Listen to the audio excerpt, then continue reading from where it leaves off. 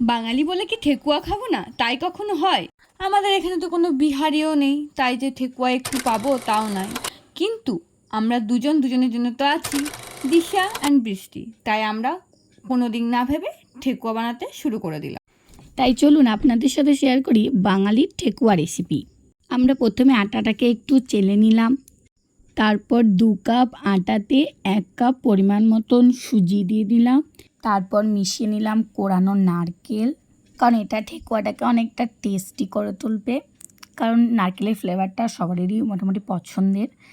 তারপর এটাকে ভালো করে মিশিয়ে নিতে হবে, মানে যতক্ষণ এটা একটু মুঠো মুঠো টাইপসের হয়ে যাবে। তারপর এর মধ্যে আরও ফ্লেভারের জন্য আমরা অ্যাড করেছিলাম বাদাম আর একটু মৌরি, আর এটাকে ভালো করে আরও ময়াম দেওয়ার জন্য ঘি, তারপর পরিমাণ মতন 1 কাপ চিনি, 2 কাপ আটাতে 1 কাপ চিনিটাও দিয়ে দিয়েছি, আর স্বাদ মতন একটু নুন।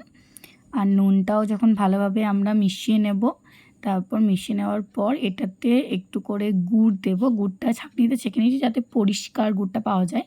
আর এটাকে ভালোভাবে মাখতে হবে যাতে একটু মুঠো মুঠো মাখা, একটু শক্ত করে, খুব নরম যেন না হয়ে যায়। সেজন্য আমরা তারপরে একটু দিয়েছিলাম তেল। আমরা এখানে সানফ্লাওয়ার অয়েল ব্যবহার করেছি, আপনারা অন্য কিছু ব্যবহার করতে পারেন, সেটা আপনাদের বাড়িতে যেটা থাকবে না, যে কোনো সাদা তেল ব্যবহার করতে পারেন। তারপরে এই যে এটা যেমন যখন এই পাত্র থেকে একটু ছেড়ে ছেড়ে আসবে, তার মানে এটা মাখা হয়ে গেছে। এরকমভাবে আপনাদেরকে এটা মেখে নিতে হবে। তারপর ম্যাশ করে নেওয়ার পর এই ডোটা আমরা বানিয়েছিলাম, তারপর ডোটা আমরা 5 মিনিটের জন্য ঢাকা রেখেছিলাম। তারপর সুগারটা গলে গেছিলো ততক্ষণে, তারপর আমরা এভাবে হাতে করে ম্যাশ করে নিয়ে একটা চামচের সাহায্যে একটা শেপ দিচ্ছিলাম।